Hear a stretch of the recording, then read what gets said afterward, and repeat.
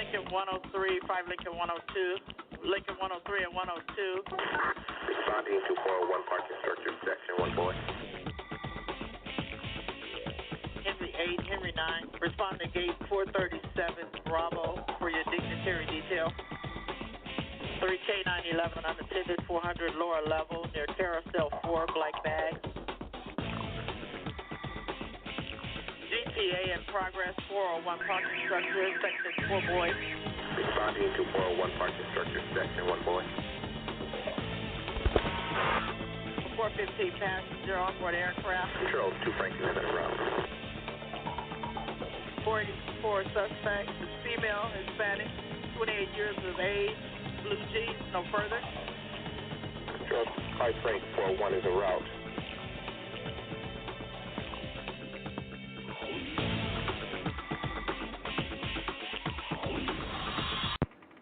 Good morning, everyone, and welcome to this edition of the Private Officer Radio. We're so happy to be back on here this Monday, the 20th of November, 2017, and I'm your host, Rick McCann, founder and CEO of Private Officer International and Armor College.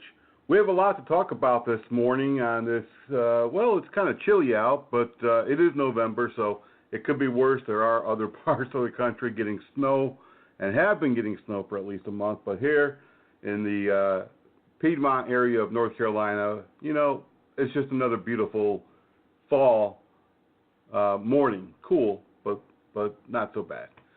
We do have a lot to talk about this morning, and we're going to continue here also in part two of how a domestic violence situation can quickly turn into and escalate to an active shooter, something that we really need to be aware of because many times these active shooters, it really starts off as a domestic situation that happened elsewhere and then has spilled over onto our property, our school, church, and so forth. So we're going to continue in part two later on in the second half of the radio program talking about that particular situation. We're also going to be talking today a little bit about some upcoming things that's happening. And before I really go any further, I also want to announce the launching of our brand new privateofficer.com website. Please check that out. It is really nice. It's very easy to navigate, much more appealing to the eye, and it has a lot more information. If you are a private officer member, you'll also need to get a password to enter the member-only area, our new enhanced news section. And if you're a corporate member, we also will have a location there specific for you, and you'll need a password. And we'll be issuing those in the upcoming weeks before the end of the year for sure. So just be aware of that. But we are very excited about this new website design. It's something that took about 6 months for our contractor to put together, and we're really happy with the results, and we hope that you are too. So check it out today.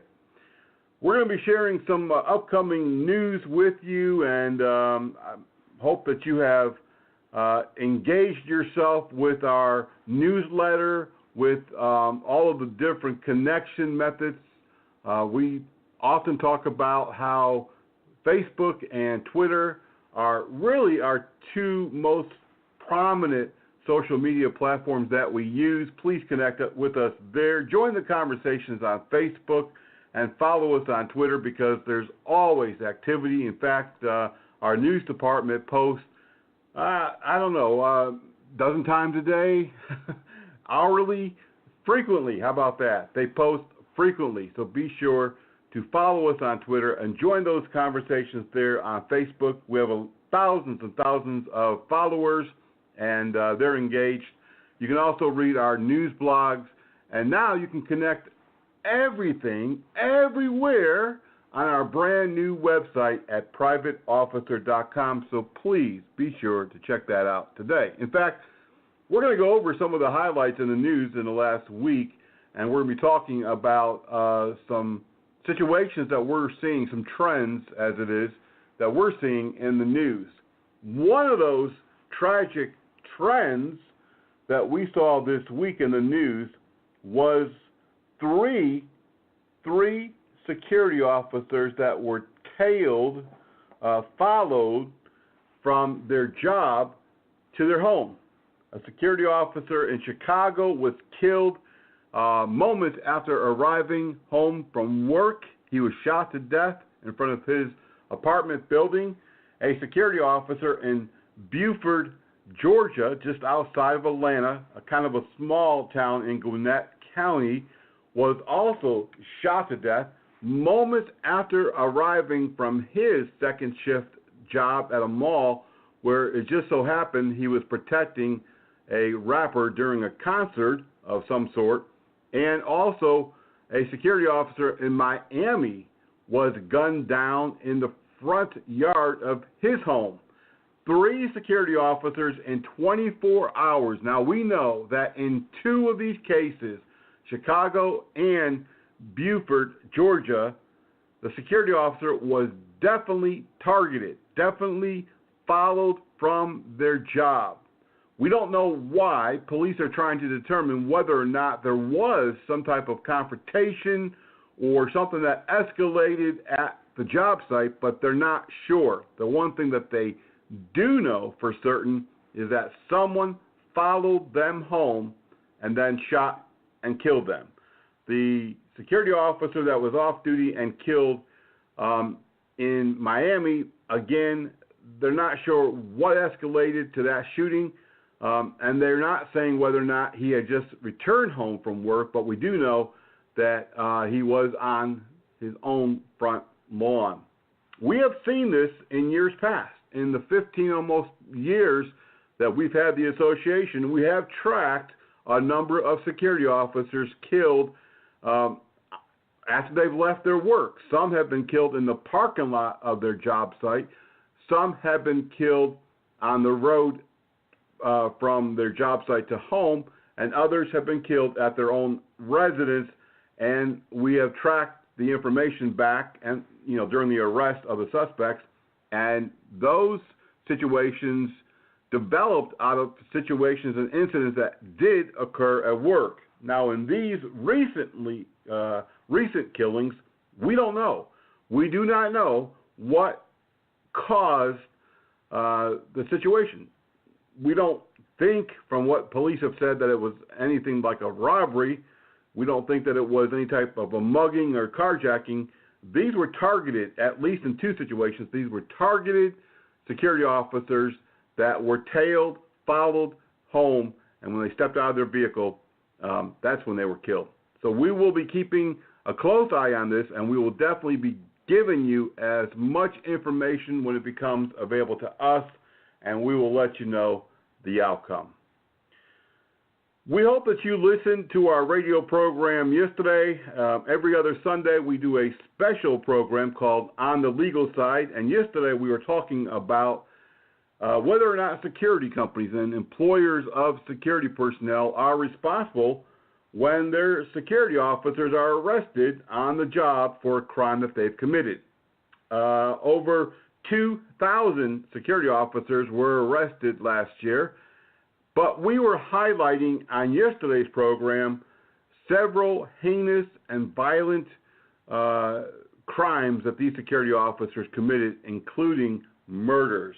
So if you missed that program, be sure to go back to the on-demand button here at the program and listen to that, because it's very important.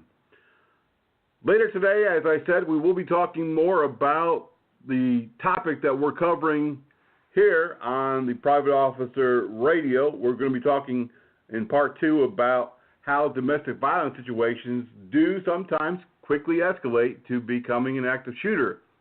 Although they target their spouse, their girlfriend, or family member, oftentimes other people are killed in those events.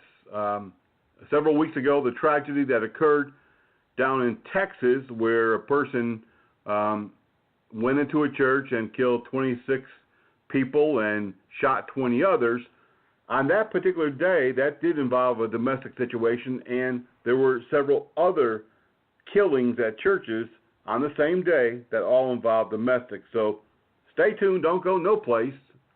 Stay right here. And later on the second half of the program, on the bottom of the program, we'll be talking more on that topic.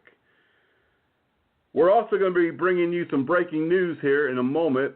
But first, I want to say, before we do take our first commercial, I want to say congratulations to a number of people who received awards this past week, and we want to recognize those folks. First, Hiram Libby, a security company owner and lifetime member of POI from the California region. He was the recipient of our Founders Award, an award given every year to a member of our association who attains true professionalism, supports our goals and our association, and someone who is a true leader. And Hiram Libby is definitely that person. So congratulations to you for receiving the highest award here, the Founders Award. We also want to recognize several other members of our association who also received an award. Dr. Robert Grubb from Nashville, Tennessee. He is a PhD, a former law enforcement officer, a professor of criminal justice, and a huge supporter of the POI Association.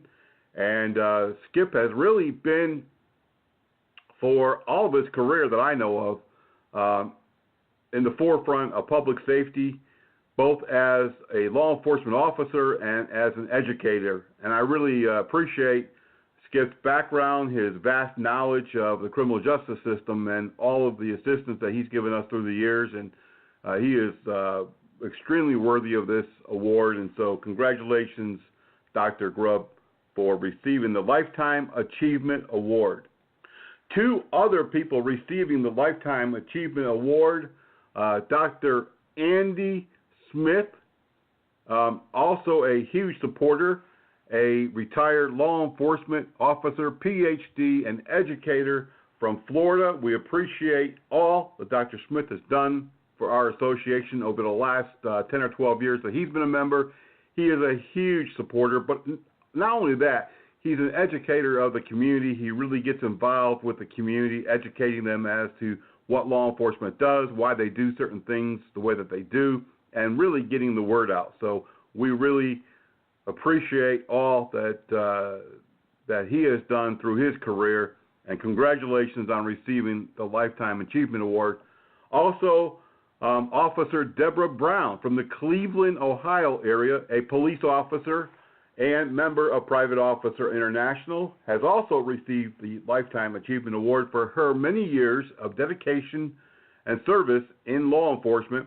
And she also is an educator and instructor in community safety and firearms, and she works relentlessly promoting education, and we really appreciate all that she does. And in fact, just recently on her Facebook page, I saw where she has kind of a new career. We're kind of pushing her into that. She does a heck of a job with home improvements, and she posted a couple of pictures of things that she's done recently around the house. And hey, never know, when she retires, maybe she'll open up Deb Brown's Home Improvements. Never know. But congratulations, Officer Brown, and thank you for your support and your service.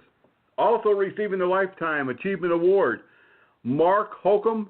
Mark is currently not a member of POI, but he is a police officer in Delaware, and we appreciate the support that he's given. We appreciate his service and his many years of also being an educator in teaching as an adjunct instructor, and so congratulations. Receiving several other awards, Chaplain Anthony Boyum.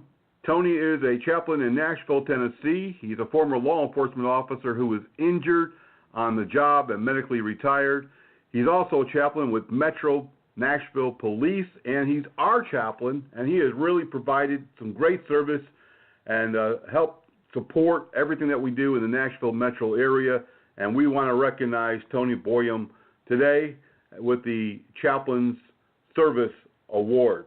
Also in the Nashville, Tennessee area, we are recognizing Chief Michael Thornhill, the Chief of Security and Safety at the Cumberland University. Again, someone who's been in this field all of his life in many different arenas and a constant supporter of Private Officer International, public safety. He is a great networker, especially with law enforcement and others of like mind. And we have bestowed upon him an induction into the Hall of Fame. And in 2010, Private Officer established the first Hall of Fame for private security and private police. And check it out on our new website, privateofficer.com, and see who else has been inducted over the years.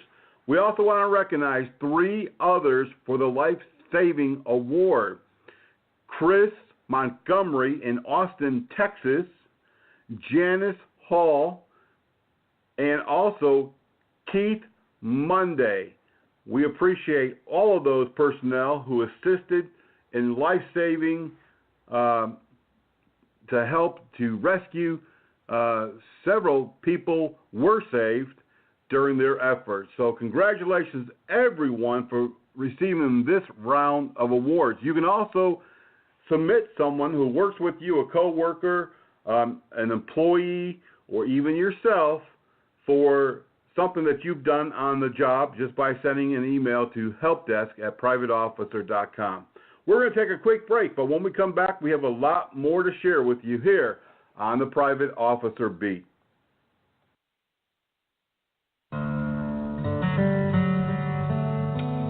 They say if you want a wish to come true, never tell anyone.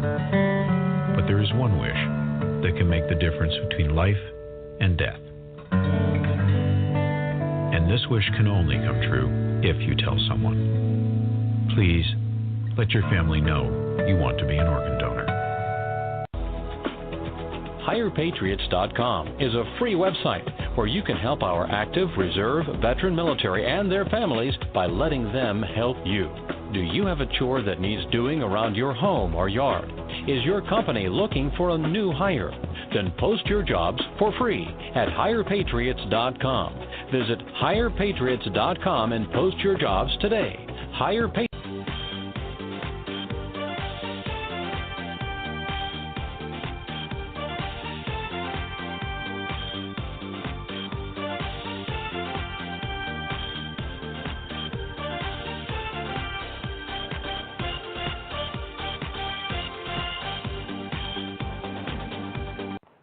All right, welcome back to the Private Officer Beat. We want to recognize a longtime supporter and sponsor of the Private Officer International Association and specifically the Private Officer Beat radio show, Body Armor USA. We definitely want to make sure that if you need body armor, if you are in need of any type of protective body armor, body wear, stab vest, that you check out our friends right now online at Body Armor USA. They offer some of the best bullet-resistant vests, stab vests, HVV1 bullet-resistant vests, and other clothing items that will protect you on the job no matter what you do, whether you are in corrections, whether you are in law enforcement, security, and they also offer a special discount for POI members. So call them up today or check them out on the web at Body Armor USA. You too can be a sponsor of our radio programs and our association. We'll be happy to tell folks about your service, your products. Send an email, helpdesk@privateofficer.com. You can also call our offices Monday through Thursday from 9 a.m. until 5 p.m. That's Eastern Time. We get a lot of calls, believe it or not, at 10 o'clock at night and 2 o'clock in the morning, people dialing up our phone numbers. We do offer a 24-hour help desk, but they don't answer the phones. after business hours. We are closed weekends and holidays. Again, that phone number is 704-831-8109, Monday through Thursday. Or the best way, really, to get a hold of our office at any time, even 3 o'clock in the morning, is send an email to helpdesk@privateofficer.com, helpdesk@privateofficer.com, because we do have someone monitoring our emails 24 hours a day. In the news this week, we've already told you about the tragedy of 3 off-duty private security personnel being killed just moments after arriving home from work. But we also have a lot of other news, and you can get that news by signing up at privateofficer.com. You can get all of our news bulletins, our newsletters, our Officer Down alerts, and anything else. Sometimes we send out training notices when we're having different training events. And you can sign up for free, doesn't cost you anything at all, right there at privateofficer.com. In the news also this week, it seems like a Norfolk, Virginia sailor who was working security at a large Navy party has been arrested and charged with murder after getting into a confrontation. Police are saying that someone gave him the stink eye, or he gave a party goer the stink eye. They weren't happy with that. They got into a confrontation. Both he and the suspect was armed, and they got into a gunfight. And unfortunately, this Navy person who was looking to get into law enforcement soon has been charged with murder. Donald Dwight Lee Bowen, charged with murder for shooting that occurred as he was working as security. Police in Topeka, Kansas said that a kidnapped woman who had been raped and kidnapped was able to get away from her attacker and found a uniformed security officer and told him of the attack, and he notified police and was able to aid in the arrest of the suspect. And, a lot of times when people see security officers in uniform, they do think of them as police. And if not police, someone who can definitely help them. Unfortunately, some security officers think of themselves as police, and so was the case in Spring Hill, Tennessee. This is a suburb just south of Nashville. A woman who was a security officer, Dorothy Bryant, is charged with impersonating a police officer when she was stopped for a traffic offense, and she had the audacity of standing up in court and telling the judge in open court, "I am a police officer. I am a Metro Nashville police officer." Well, unfortunately, she was in her head, but in reality, she was not, and she has been arrested and charged. Now, police are very concerned because they don't know if she's committed other offenses while identifying herself as a police officer, so this investigation continues. In Brockton, Massachusetts, 3 court officers are under investigation at the Brockton Superior Court, and a mother and daughter arrested for delivering heroin at the courthouse. Christine Lozan, 54, and Tanisha Lozan, 25, are charged with distribution of heroin and delivery of an article or drugs to a prisoner in jail. The other 3 court officers also could face similar charges once this investigation is included. 17 Atlanta police officers, Atlanta Public Schools police officers, they have their own police force. It's not school resource officers from the Atlanta Police Department. They're actually their own police department. 17 now say that they falsified and cheated on their exams, and now there's an investigation. They could be criminally charged and will probably be fired. New Kensington, Pennsylvania lost one of their own this weekend. Police officer Brian Shaw, 25, stopped a motor vehicle for a minor traffic infraction, got into a foot pursuit with the driver and was shot to death. And this is a really sad case. He'd only been a police officer for a few short months with that department, and prior to that, he worked as a part-time officer. And again, it's a sad situation. It does unfortunately happen. Tellico Plains, Tennessee, police there say a man accidentally shot himself and his wife while showing others in church about gun safety. They don't understand exactly what happened at the First United Methodist Church in Tellico. They say that the two were showing off a .380 caliber Ruger handgun, and he removed the magazine. He thought he cleared the chamber, and unfortunately, not so much. In Newport News, a former high school security officer was given life behind bars for a gang murder and also for recruiting gang members. Now, this is one of the cases that we highlighted in yesterday's program on the legal side, and it really needs to be taken serious by security company owners. Here in Newport News, a security officer, Michael Hobson, he was 19 at the time, has been given life behind bars because he recruited gang members at the high school and distributed marijuana on the job as he was a security officer for the high school.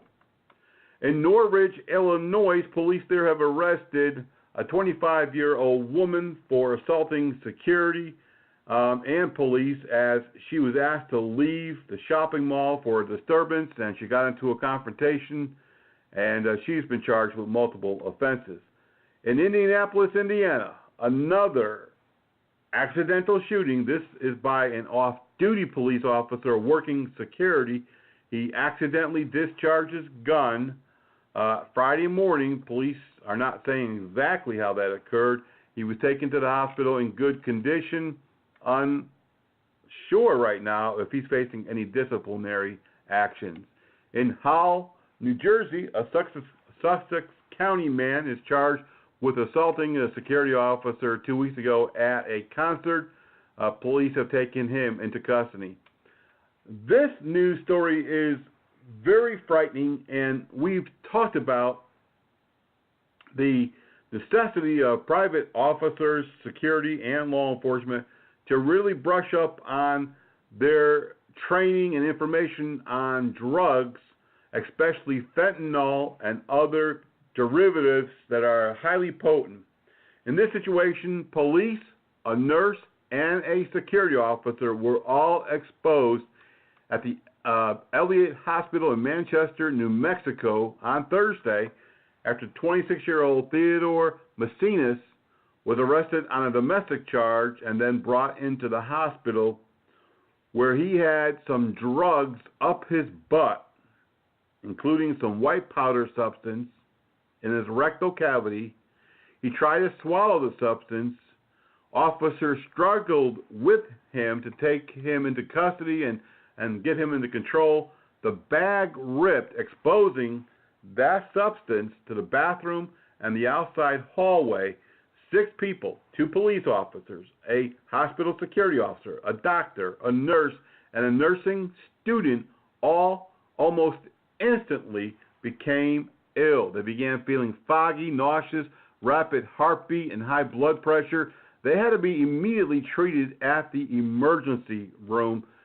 I'm telling you, any of you out there, law enforcement, security, private police, if you are dealing with people, if you are taking suspects into custody, if you are doing pat-downs, if you are dealing with people hands-on in any way, it is so important that you brush up on your dangerous drugs, especially dangerous drugs from today like fentanyl and other derivatives. I'm telling you right now, a lot of you are going, I don't need that. I got gloves. It goes through the gloves. You really have to double glove if you want any type of protection at all, I'm urging you to get that additional training. In Lubbock, Texas, a man there who was arrested, caught shoplifting, and charged, has now sued for $10 million. $10 million. Also breaking in the news this weekend in Nashville, Tennessee, a security officer working at the North Nashville Jazz Lounge has been charged with criminal homicide, murder, for beating up a patron. Now, this occurred back in October the 15th. Police investigated. They say the victim has been brain dead ever since that incident, and other security officers were also involved. They escorted the victim out of the club when police said the guy began kicking and punching one of the security officers. But they threw him to the ground, they jumped on top of him, they punched him repeatedly in the face and the head, and that caused the victim to become brain dead. There's one thing to, defending yourself, but when you jump on top of people, when you go excessive and extreme, that becomes the problem. Lamar Clay is charged with criminal homicide. That's the security officer who evidently is the one being charged. They say that he kicked and punched the guy while he was down, beat him in the head. We don't know if other security officers will also face charges. Now, in Tennessee, security officers, whether they're proprietary or contract, they are supposed to have the same training and licenses. We're going to be checking this week to see whether or not this security officer was licensed, and we'll be contacting the state regulatory office there to see if we can get charges filed against the club, because this is ridiculous. The security officers getting involved in these tragedies and these excessive force incidents and these gun battles, they need to understand that they need the training, and their employers are responsible. Those employers, they really should face similar charges. So we'll be checking more into that.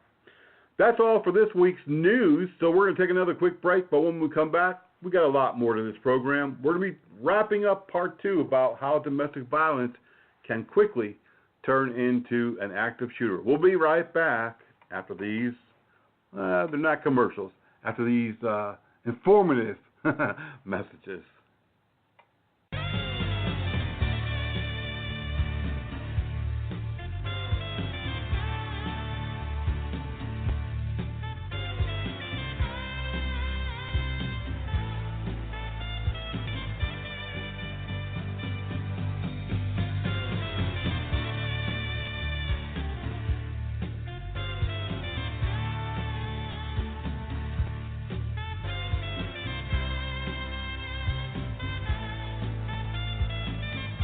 Tonight, after a man showed up to the station drunk and admitted to driving there while intoxicated. CBS 3's Joe Holden has the details.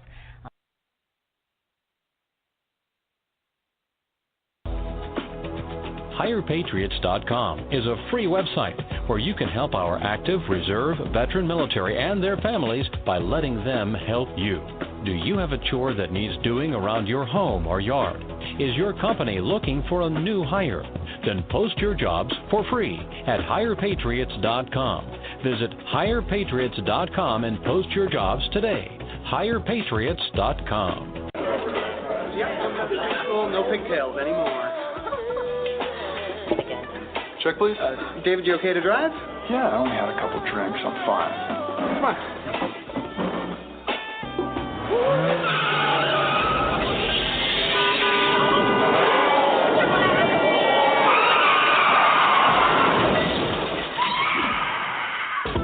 Keys can be a weapon. A few drinks can make you a killer.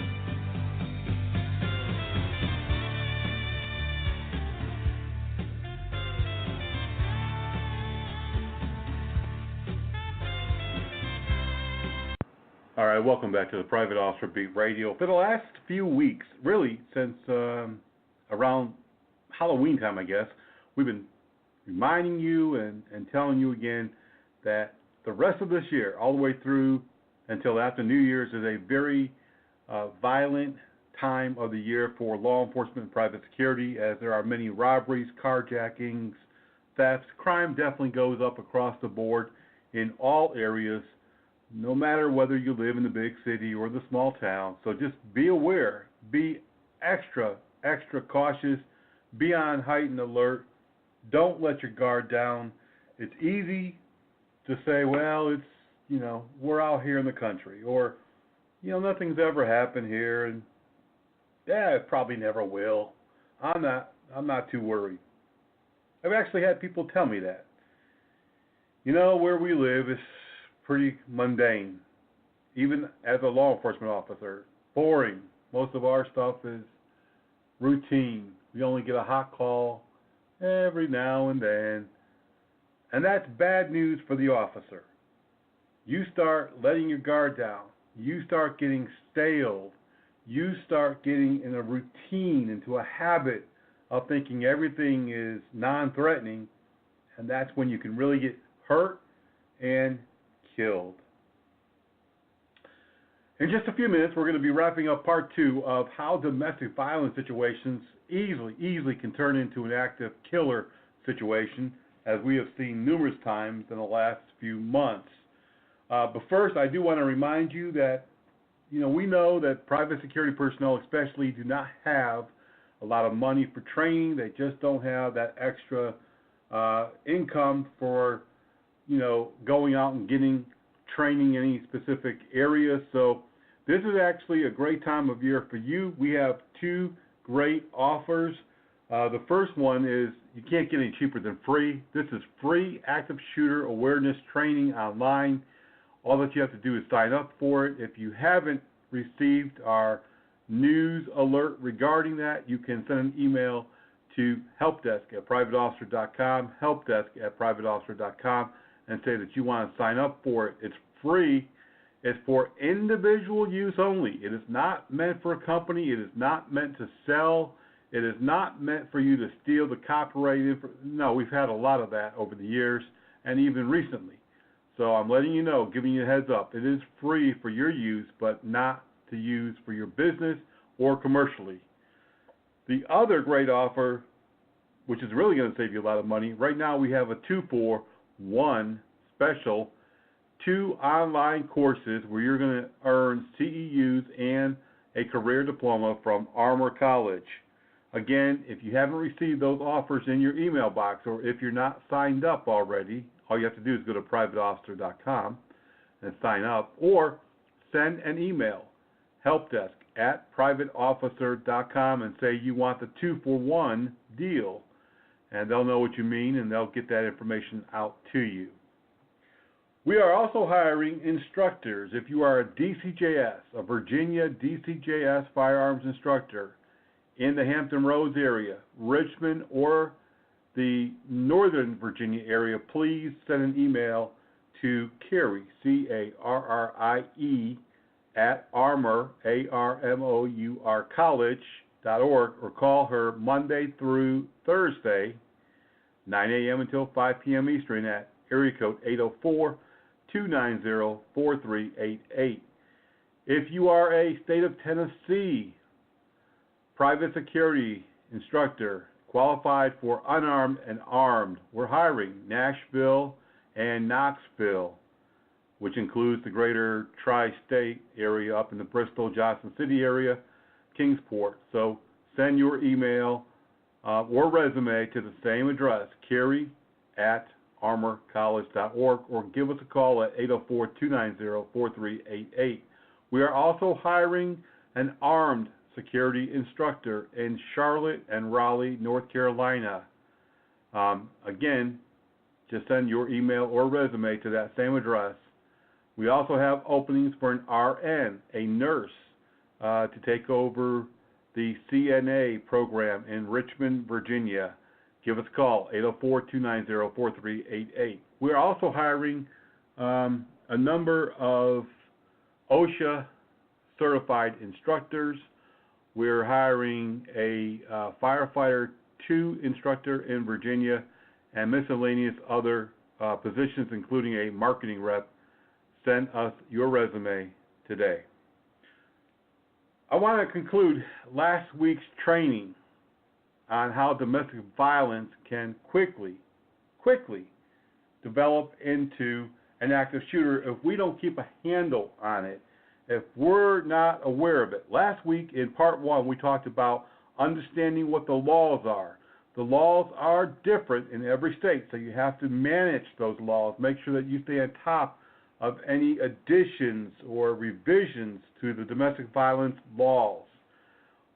Once you understand what the law is in your state and who is and who is not a domestic violence victim and what is and is not domestic violence under the law, we have to stay on top of EPOs or protection orders. Anytime a protection order is issued and one of our employees or church members are involved, we need to have all that information. In fact, it'd be great to have a copy of that EPO or protection order, or TPO as it's called in some areas, temporary protection order, or permanent protection order, so that we know the particulars. If we're going to enforce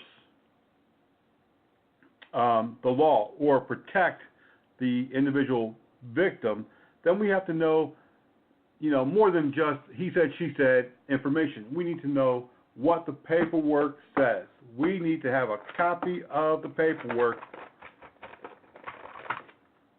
We need to have the document. We should have a picture. We should distribute the suspect's picture or the person who's been given the orders to stay away to all of our staff, to our security personnel for sure. If it's a church, we need to have all of the key players, the key personnel made aware, whether that be the ushers, the parking lot ministry, the security staff, and even some of the teachers that may be involved. We want to make sure that we're in communication with law enforcement. The sheriff's department in almost every state is responsible for serving that executive protection order or stay away order. Police officers can also serve it. You want to communicate with the law enforcement and let them know, hey, we've got an employee who's under protection and her husband or his wife or former girlfriend, whoever it is, has been hanging around, been stalking our employee, our church parishioner, our staff member, whoever it might be. Let them know that they're in the wind, but they're close by. And you want to make sure that when you call 911, should there be a problem, an incident, or should that person who's supposed to stay away comes to the property, you want to make sure that you tell them the person here, the victim, has a stay away order, an EPO, whatever it's called in your jurisdiction. And if you're going to attempt to detain that person, you want to make sure that that paperwork is in order. So that's why you need a copy of it. I also suggest, and this is very difficult, especially in a church environment. At work, not so much. At work, if you have an employee who's having a problem with a former spouse, maybe a child custody situation going on, or a former employee who still has a girlfriend or boyfriend that works at that work site, it's not so hard to tell them to stay away. Hey, George, you don't work here no more, and I know your wife Susie still works here, but we don't want you on the property, and if you come back, you'll be arrested for trespassing. Well, that's not so tough to do because they're no longer an employee. But when you're a church, and the church is a family, when you're a church member and a member of the church has this type of situation, a domestic violence situation happening, a child custody situation happening, it's not so easy to say, hey, George, I know we used to go out, eat together, and I know we played ball together, and, we've had some great times, but, man, you just can't come back to the church anymore. Susie, I know that, you and your husband, we used to go out, the wife and I and you and them, and we had, great times. But you can't come back to the property anymore because you have a protection order against you. it's a little tougher to do that. But we have to take the firm side. We can emphasize, obviously. We can have empathy. We can sympathize with their situation. But we need to be strict when it comes to protection orders and possible potential stalking, domestic violence type situations. We even need to get the law involved and issue trespass warnings if they just won't adhere to what we're asking them to do. If you allow people to come onto the property, whether it be a job site or a church or a school that don't belong there, and something happens, they beat their ex-spouse up, girlfriend, boyfriend, whatever, or God forbid something worse happens like what happened down in Texas, the church, the business could be liable because they didn't prevent it. They didn't at least notify law enforcement.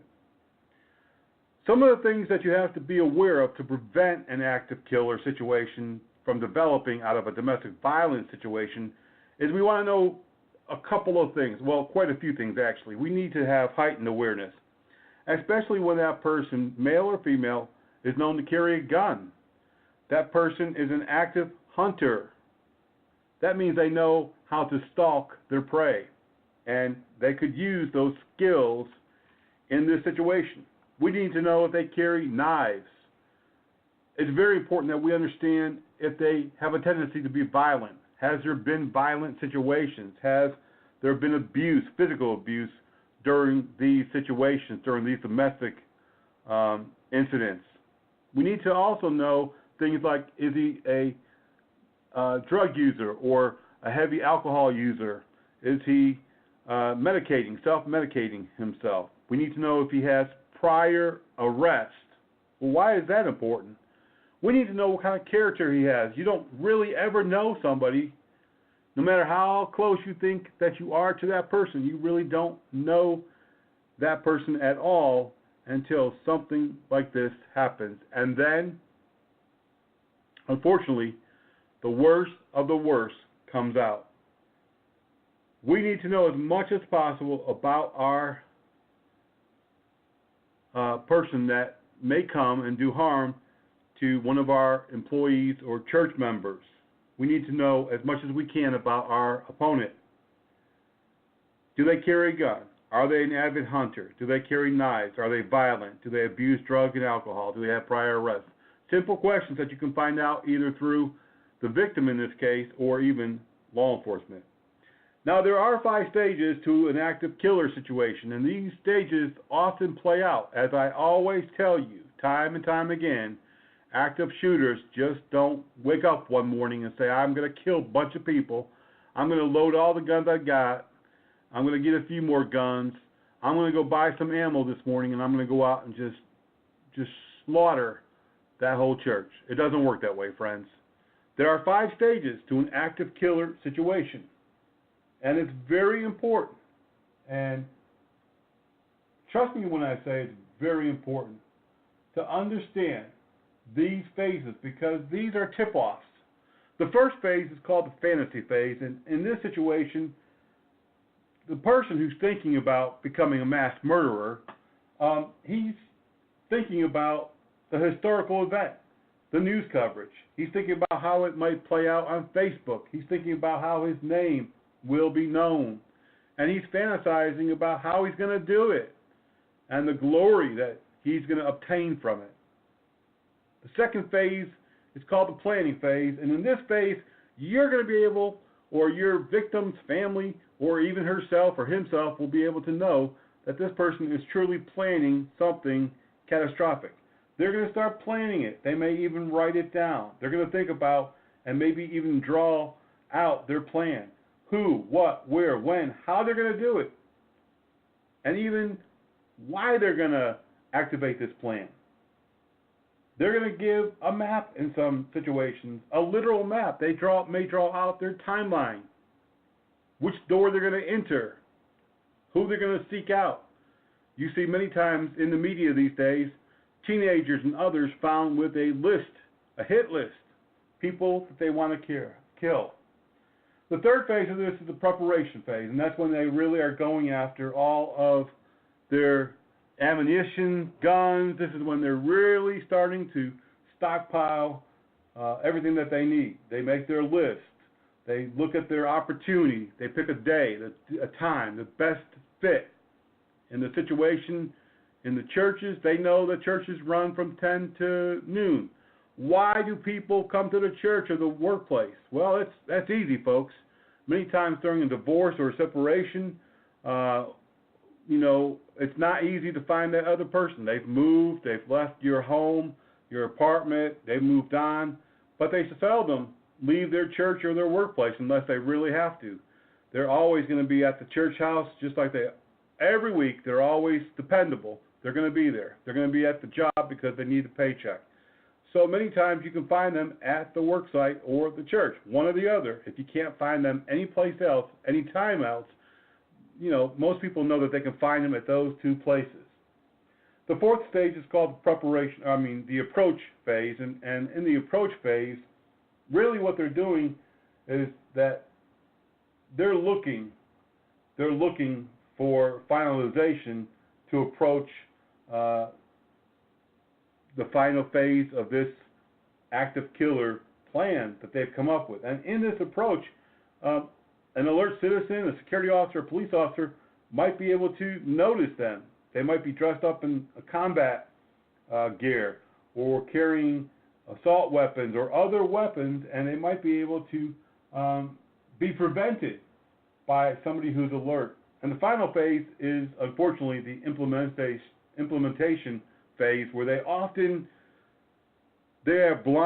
tunnel vision at that point, and they're going headstrong to finish out the battle. And this is dangerous for security and law enforcement or anyone who tries to stop these people, because at that point they don't see anything except to carry out their mission, and they're blind to everything else, and they will kill anyone who gets in their way.